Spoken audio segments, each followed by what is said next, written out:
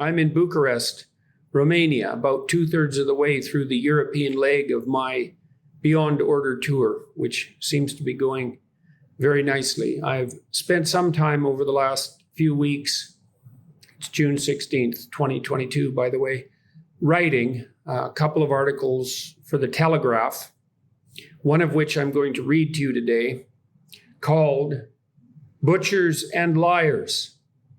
We are sacrificing our children on the altar of a malicious far-left ideology. The medical profession is crumbling in response to radical transgender activists. There's good evidence that many ancient societies sacrificed children to their gods. Parents in ancient Phoenician colonies in Carthage, Sicily, Sardinia, and Malta slew their offspring prior to cremating them, hoping that the gods would hear their voices and bless them. We are rightly appalled by this, though sometimes I wonder whether we understand child sacrifice far more than we'd like to admit. I saw a video the other day featuring an American surgeon bragging that he had performed more than 3,000 double mastectomies on young women who had paid for gender reassignment. Individuals confused, one might say encouraged, by those who profit from it into believing that their adolescent emotional trials can be cured and happiness reign forever if they subject themselves to this brutal practice. And it is brutal, a process that often includes not only the aforementioned mastectomies, but other appalling surgical processes. Orchiectomy, that's castration in blunter language, the removal of the uterus, the demolition of the musculature of the forearm to make what is not a penis, but must be referred to as such. All of that. For someone purporting to be a physician to perform this on children, to me at least, seems like something worthy of a prison sentence. Whatever happened to the doctrine expressed by the ancient language as primum non nocere, first, do no harm? The Hippocratic Oath has been replaced by a delusion, a belief that can be summarized as, by blocking the puberty of children and then surgically altering them, we are only restoring what is theirs by right. A child's feelings are the final arbiters of their reproductive destiny, and any attempt to contest their gender identity risks increasing their proclivity for suicide. Lies. Lies. Lies. Then, butchery. Changing standards.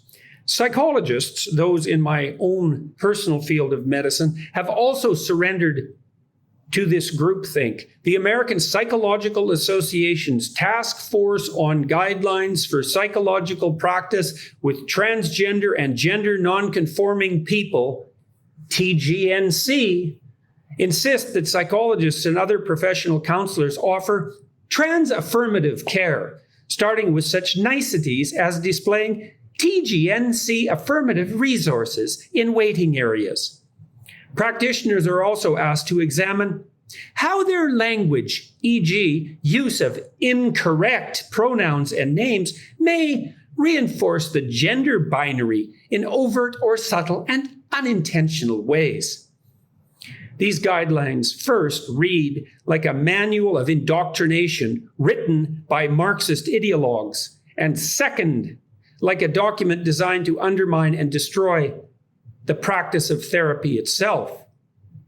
But at an alarming rate, these guidelines have transformed themselves into punitive laws governing what a psychologist or counselor may say and think in relation to their clients. Let me make myself perfectly clear. Speaking as a professional, whether in America, Britain, or anywhere, it is not the place of a therapist to affirm or conversely to deny the identity of anyone whom they admit into their care. People come to see a therapist often after long and painful deliberation because they are suffering, confused, or both. The job of that therapist is to listen, to question, and to proceed with due caution, neither providing cheap advice and thereby stealing their clients' successes or heaping failure upon them, nor assuming special knowledge of the proper outcome for a given individual. There is simply no way I would ever tell a 15-year-old adolescent that she is absolutely correct if sometimes she feels more masculine than feminine, however that feeling might emerge, and that if she feels that surgery is the answer, then recommend hormones that day. I would instead spend many weeks, even perhaps many months or years, listening to her unwrap her story, using caution as my watchword, and help her to come to some thorough and well-developed understanding of both her autobiographical history and her destiny. That is not affirmation, and neither is it denial. How could I possibly dare to do either when someone has come to me because they are mixed up and desperate, a state of twinned experience indicating a profound confusion about identity itself? Radical new guidelines. I am focusing on the American Psychological Association, APA, because it is the body charged with establishing the norms and ideals for clinical practice in the most populous democracy on earth. Principles that will and are spread around the West more broadly, including in Britain. Some of their guidelines are appalling enough to deserve dissection. Guideline 1. Psychologists understand that gender is a non-binary construct that allows for a range of gender identities and that a person's gender identity may not align with sex assigned at birth. I don't understand this radical postmodern definition of gender, one that rests on a person's deeply felt or inherent sense of being one sex over another, regardless of biology. Psychologically, it is indisputably the case that a non-trivial proportion of males have a feminine temperament, which essentially means that they experience higher levels of negative emotion, such as anxiety and the analogs of pain, grief, frustration, disappointment, depression, and are more agreeable, compassionate, polite than typical males. And equally true that a non-trivial proportion of females have a masculine temperament. But this does not change how, objectively, professionals should measure a person's gender. Psychologists once cared if measurement followed standard practices of validity and reliability. Try reading, for example, a document published by the APA itself in 2014, where you will learn that a psychologist worthy of his salt is obliged to utilize constructs, i.e., terms such as gender, in a technically appropriate manner. This means, at the very least, that fundamental attributes must be measurable and measured properly. But all that goes out the window when we're discussing the magic of gender now, which is entirely subjectively defined, even though that insistence indubitably contravenes the earlier standards. But feelings über alles, folks, and it's no joke, particularly if you're 15 and have undergone surgery that makes you incapable of reproducing, often to foster someone else's sense of moral superiority or sense of self-attributed compassion, a word that increasingly makes me shudder when I encounter it. New doctrines. Psychologists are also now adopting the simple-minded and anything but revolutionary doctrine of intersectionality without question. And what is that doctrine? Nothing more than the claim that human beings are characterized by identities that span multiple dimensions. Any given person has a race, ethnicity, sex, temperament, 5 dimensions there alone, intelligence level, etc. We've known that forever. It's only became a hot cultural item since fools noted the obvious fact that minority status might be additive or multiplicative. I hate to even point out, given that anyone with any sense whatsoever also knew, without any statistical training, that it was possible to be of Latino extraction, say, or even Latin X, to use that absurd, demeaning, and patronizing term, and female simultaneously. One cannot question this, however, without fear of being ostracized by one's colleagues. Note the chilling wording of Guideline 7. Psychologists understand the need to promote social change that reduces the negative effects of stigma on the health and well-being of TGNC people. In summary, if you're not an activist and one of our activists, then you better be watching over your shoulder. So what should govern my behavior as a therapist and your expectations as a client?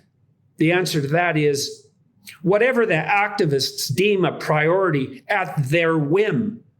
And remember that in court, folks. Active malevolence. I'm increasingly ashamed to be a clinical psychologist, given the utter cowardice, spinelessness, and apathy that characterizes many colleagues, and even more so my professional associations. At least in 20 years, when we all come to regret this terrible social experiment, I may be able to say, I said no when they all came to insist that we participate in the sacrifice of our children. Other countries, and Britain in particular, must not make the same mistakes as in the US and elsewhere. I cannot consent to what we are doing. I cannot abide by what have become the doctrines of my discipline. I believe that the acts of the medical professional rushing to disfigure, sterilize, and harm young people with what are clearly ill-advised, dangerous, and experimental procedures cross the line from do no harm to outright harm. Only if we bury our heads in the sand will sterility, impaired or absent sexual function, complex reactions to poorly understood hormones, expense, and intermingled with all of that, misery and confusion continue for countless young people. We must address the threat posed to the integrity of the entire education system, as well as indoctrination into the same philosophy that spawned this surgical enterprise and the APA guidelines grows. It threatens general public trust that our peace and prosperity depends upon. And, by the way, it will most definitely be the case that a disproportionate number of children freed from their hypothetical gender confusion would have grown up to be physically intact and fully functional gay adults. Need I point out that this unpalatable fact makes a mockery of any claim that the extended alphabet world of the LGBTQ plus coterie in any sense constitutes a homogeneous and unified community. We have crossed the line from ideological possession to active malevolence, and we are multiplying our sin. There's an intersection for you, by attributing our appalling actions to compassion. Heaven help us. Truly.